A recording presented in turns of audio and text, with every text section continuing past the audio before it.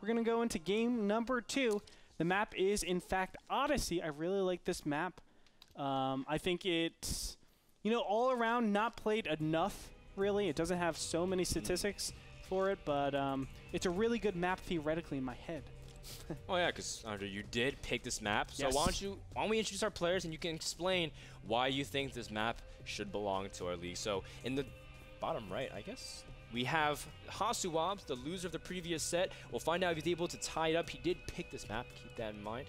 He is the yellow Protoss from Mouse Sports CC.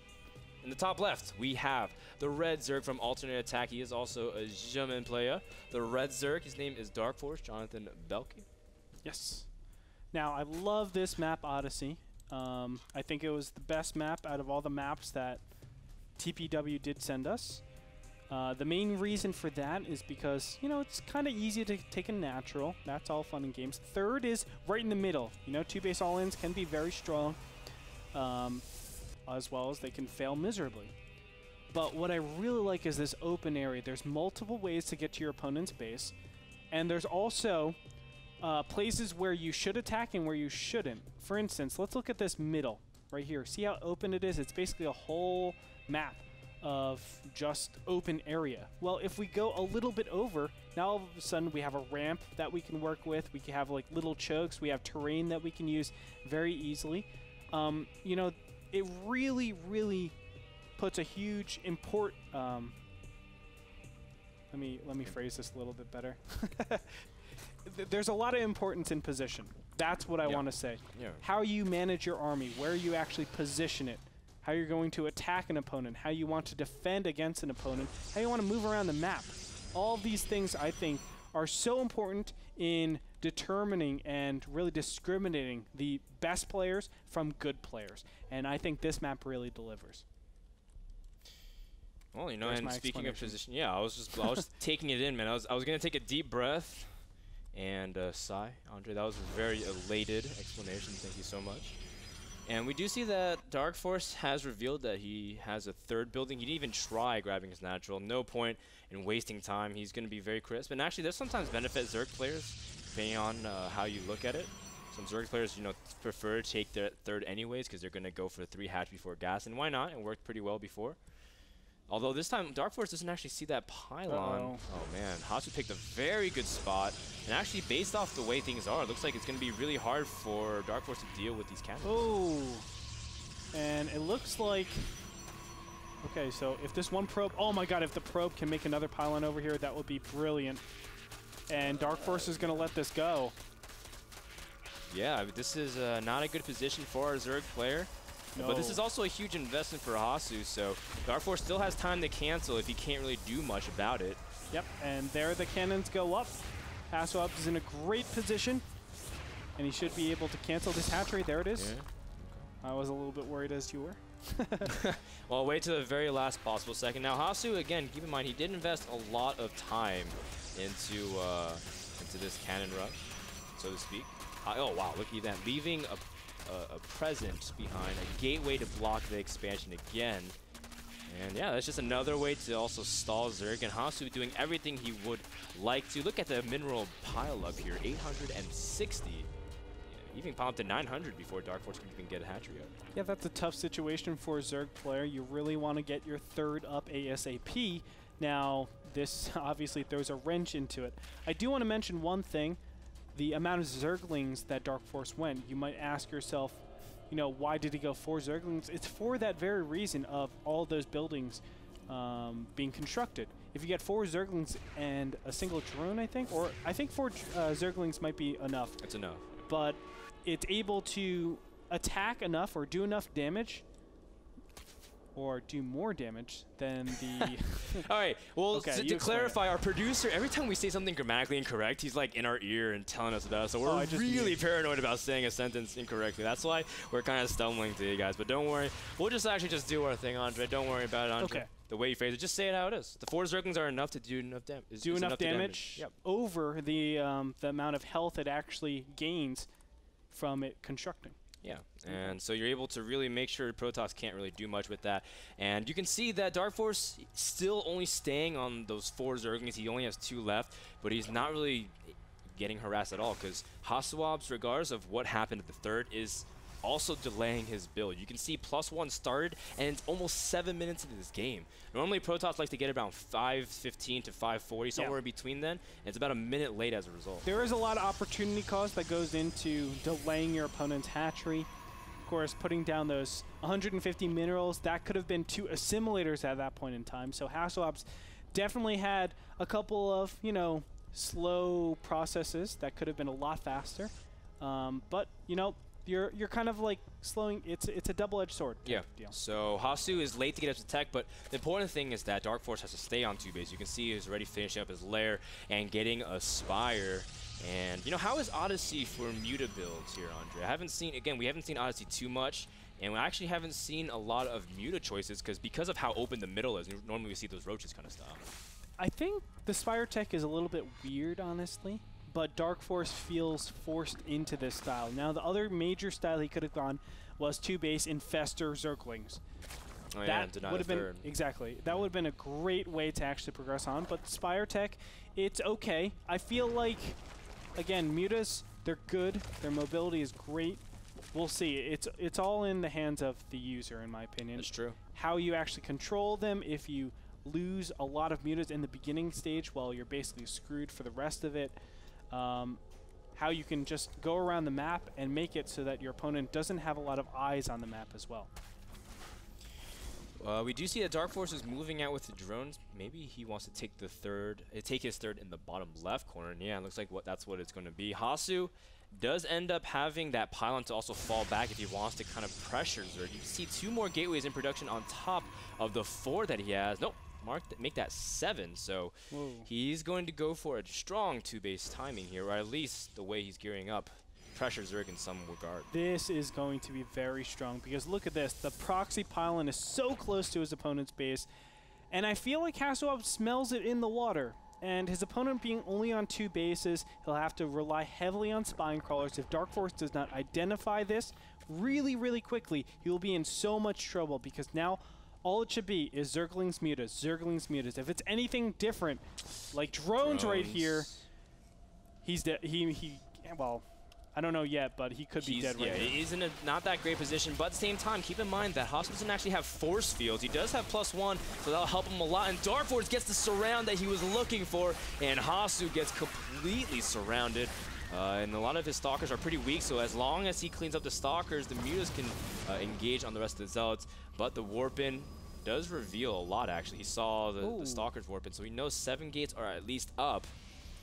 And Darkforce has a lot of good information. He only has a few mutas out into the field, but for now, he held off the initial rush pretty well. And I like what Darkforce is doing. He is sending just 5. It might seem a little bit weird. What are 5 mutas actually going to do? But think, if he warps in any units over here, it weakens the push up in the home front of Darkforce. So it's a really nice job what Darkforce is doing. But Blink is already finished. I didn't even see that.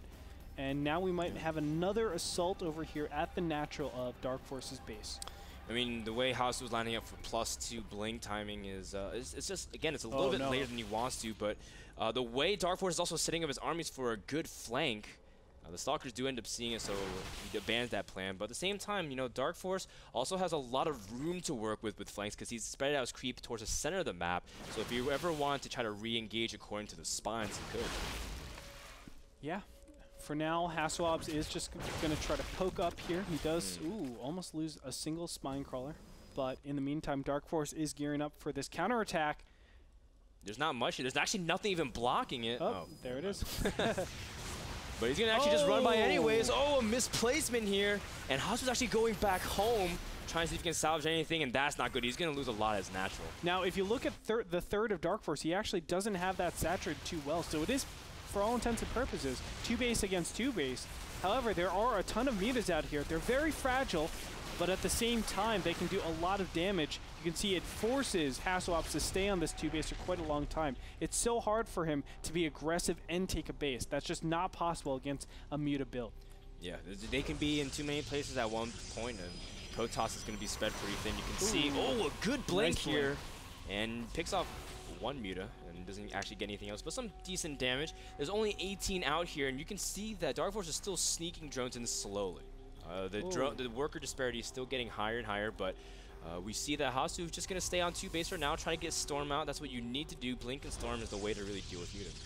Now, where does Hasuobs actually go from here? What is his plan for defeating his opponent? Well, you can actually say Zerg stays on 2 base, I stay on 2 base. It's even, right? But normally I'm a little bit more cost efficient. You can see the resource loss tab. It's just about even. There's a 300 resource difference, but overall, Protoss does tend to be a little bit more cost efficient in this mid-game stage. So Hasuobs should be thinking, if I can deny the 3rd base of my opponent, I will be in a great position to actually win this game. With Storm, with Blink Stalkers, he's in a great position, I guess. I keep saying that, but yeah, he set himself up to win this game very nicely. I think Darkforce knows also. You know, he saw the Tampa archives. He knows that it's a risk every time he peers in because he doesn't know the Storm timing. And Hasu, he's actually completely comfortable playing this kind of style as well. You know, turtling. Of course, obviously he'd like to have a 3rd base by now. It's 15 minutes in this game, but look at the Mutas diving a lot of it. There's Templar ready to Storm as well, but Darkforce does pick off a couple pylons, some probes, cannons, and just heads out. 10 workers killed so far. Darkforce is at 140 supply. Hasuobs is at a 96 supply. Now, Darkforce has been able to get his 5th and 6th gas. That's a very instrumental key moment for him. Once he establishes 6 gas, he's able to roll that over a lot easier. So he has this excess gas. What does he do with it? Well, he kind of tries to negate the upgrades. That's one of the biggest problems of Muta Zergling. You have to upgrade both air and ground. So a lot of times Protoss will have this ground upgrade for a long time, but we'll see. We'll see if no, we don't even have. Do we have evolution chambers up? So I don't see any. Darkforce is actually not playing this for the super long game. Yeah. He's looking he's to starting end it just now. Okay, so that is, I mean, it's a problem because for the rest of the game until 3-3 is established for our Zerg player. Nice Storm. He also stormed on his own probe, so he had to pull it back before he did that. But you know, that took a lot of damage. Some some Mutas are already in the yellow. Now, Baneling Nest is also in production for Darkforce. That's normally, you know, we see, being able to get that is a really big upgrade, as well as Ventral Sacks for your Overlords being able to confront the Protoss army. But yeah, I mean, what are your thoughts about this, especially that Darkforce, hasn't even had 4th bases yet. He's kind of stuck and relegated to 3 bases. Well, think about it. If I'm not upgrading my Zerglings, what's the best way to give them the most amount of damage? Banelings are a great way. So he's funneling all the gas that he would normally put into upgrades into those Banelings. That's a great choice, but again, it doesn't really have the capacity to go into the super long game stage, right? Like, you're going to be pretty much playing this low economy style, just getting the best army composition and being able to catch your opponent in a really uncomfortable position like we have right now. Hasuobs might actually lose a couple more pylons over here. But at the same time, he has to be really cautious about storms. Darkforce, some of those Mutas are in dangerous levels of HP, and a couple immediately drop off. Nice job. And, you can see that Darkforce already starting to prepare a little bit later into the game. He's finally expanding to his 4th base. Actually, he's taking in a kind of interesting position. He doesn't actually have to take that spot. He could take the top center. But he also has an infestation pit that is done. 36 Banelings in production as well, so Darkforce gearing up for something huge, as you can see right now that he's preparing the way for a potential attack. Takes about 2 storms to kill the Banelings. I mean, the Banelings are able to move past the storms very easily, especially if they're on creep.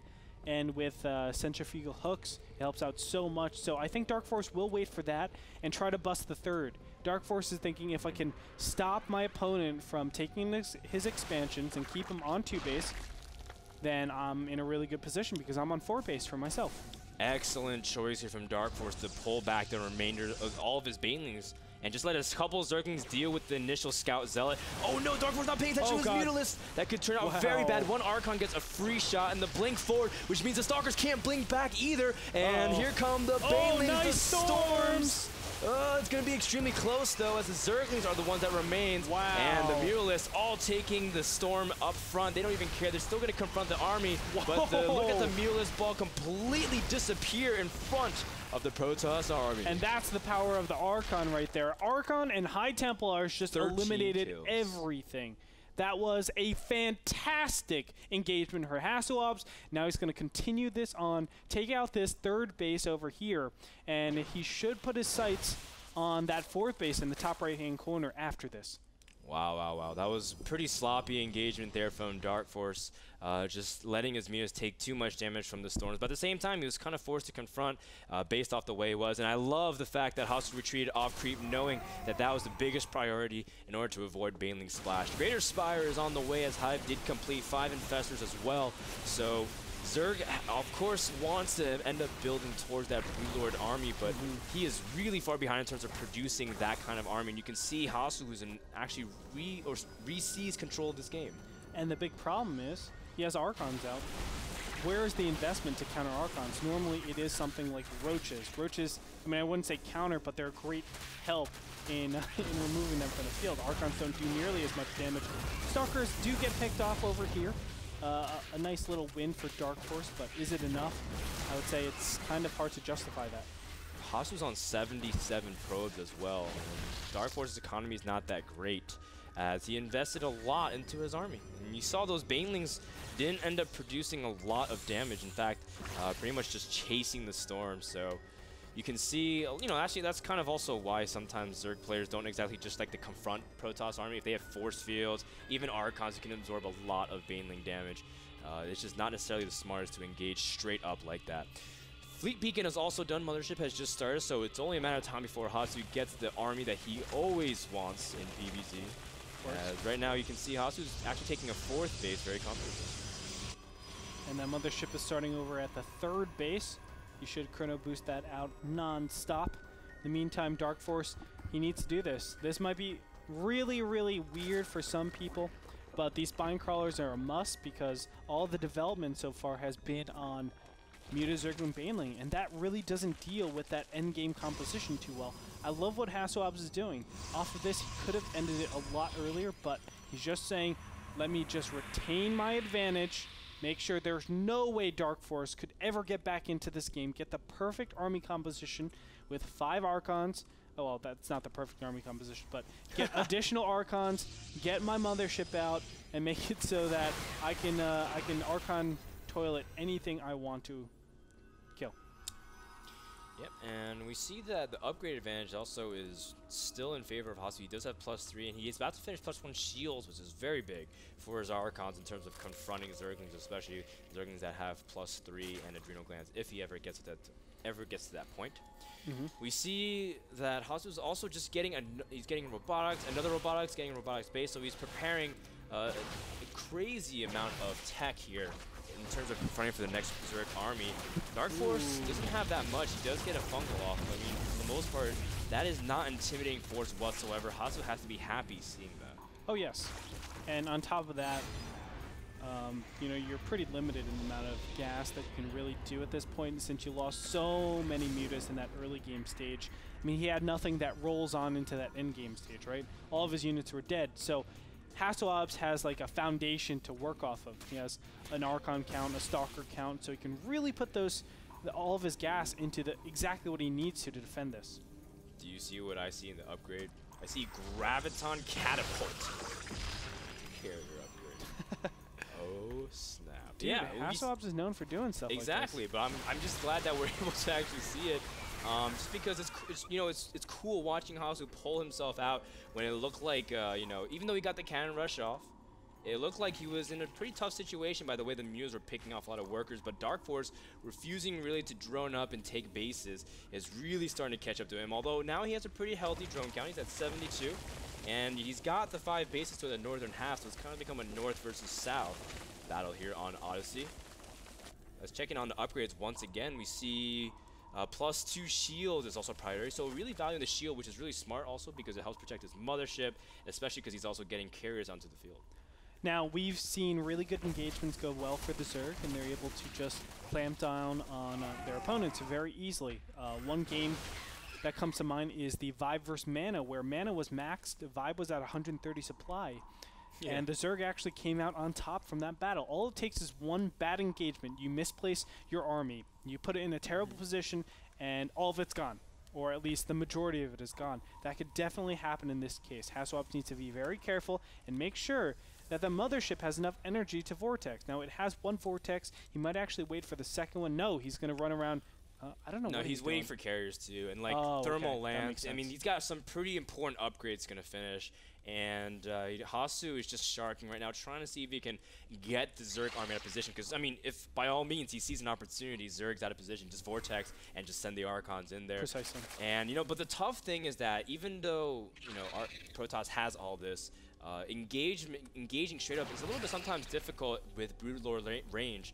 And Odyssey, how do you think the map's going to play out in terms of geography, in terms of ledges, and where should Protoss really be fighting, and where should Zerg really want to be fighting? Okay, well, it's kind of weird because there are a lot of situations where Broodlords can be all clumped up, and one vortex or two vortex can get rid of everything. But I think for the most part, it's kind of hard to say. You do want ledges, of course. You want to make sure that those Blinkstalkers can't really get to your Broodlords.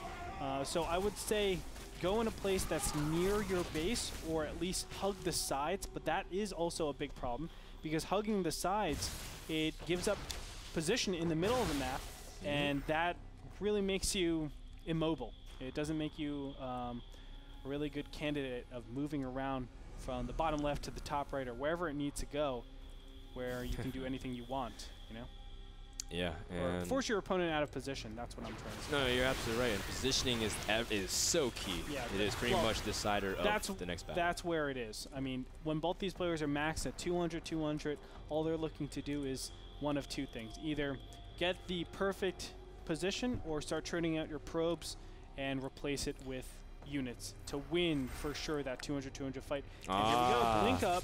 When actually really targeting that hive. Yeah, and even the Greater Spire, that's actually a big purpose. But the Zerglings are trying to see if they can come in from behind. And can Hasu pick it off? The spines are working. Look at that. Darkforce even also positioned his infestors, but the recall and trying to pull back the Stalkers. And all of a sudden, the Zerg army is out of position. Hasu is moving over to the eastern part of the map, trying to see if he can cut down on some of the expansions. Darkforce has spine crawlers everywhere, a very good use of the mineral excess. Wow. And he's going to use some of his Colossus to poke down this spine crawler wall. Clever way to get your opponent way out of position. Now, what does that do? All the units will have to stream in from this single ramp. If I can put a vortex down there, yeah, then it's gonna be crazy. You basically expect nothing. Nothing can save this base, and you just back up. You just killed his opponent's fifth. There's so many things that you can do, but no, Hasuobs is actually not going to do that. Yeah, and you know what? Hasu's been hiding carriers this entire time, and that's the first time Darkforce actually saw them. And now he's making a lot of Corruptors. He only has 5 Corruptors to actually take on this force, and Hasu has 3 carriers on the way. No, 1 just finished. He needs to wait for the other 2. Some energy being used from the Infestors. Darkforce, he's been sitting max with 15 Broodlords, 10 Infestors, and 10 Corruptors, and a lot of Zerglings. But we all know how that turns out against the Archon Toilet. Not so good. Now, Neural Parasite has not yet been researched. Does he have it in queue? No, he does not. Oh, he doesn't have an Infestation Pit. I forgot. It was sniped. Does he actually put that down? Oh, he did pick it off. You're right. Oh, my gosh. He needs that Infestation Pit. I mean, that's one of the big upgrades. He might not even notice either, because, I mean, if he noticed, he would have prioritized it. That's true. Very, very quickly. And you see that he's making another Spire. You know, he's getting ready just in case he loses his other Spires. So, and I like that. You know, he's just preparing for himself. And we're talking earlier about positioning. And you can see Darkforce really wants to fight behind this turbine because that's where he can maximize Broodlord range. Correct. And he's been setting up his spine calls accordingly, but now he's starting to get a little bit impatient. He's sending a lot of changelings, trying to see if he can get positioning or scouting on the position. Changelings don't do too well against Archons and Colossus. Let me tell you that. Unfortunate. Nice feedback goes down on that single Infestor. I don't know what it was doing out there. Darkforce is getting impatient. Yeah, I don't think this is a good decision by Darkforce. The plan of attack is really tough. I think if you want to attack, put it down kind of a narrow path over here, and then you can spread out all your Broodlords and really snipe this bottom left-hand base. That's what he should probably be prioritizing, but at this point, looks like he just wants to camp out in the middle of the map. Something I want to point out is that the Infestors do have Neural Parasite. One High Templar moving in, gets one, and storms a lot of the Banelings. An excellent choice here from Hasuobs to utilize his High Templar energy. And 2 Corruptors go down. 2 Corrupt. Yeah, so picking off these small little things is very, very significant. Darkforce trying to position over the Watchtower But the mothership is advancing forward, and that's a very scary thing. You can tell that right now, Darkforce, he kind of wants to make something happen, but at the same time, he shouldn't actually be forced to engage, because a couple things. He'd be engaging off creep, and he'd be caught with all of the vortexes from the mothership. Exactly. What he's trying to do is work around the vortex. You can see the infestors trying to just snipe up, get control of that mothership, and then hopefully put 2 vortexes down, at least 1, and then Darkforce can actually engage. He has researched Neural Parasite right now, so he has the capabilities to do that. In the meantime, look at that, probes being sent out.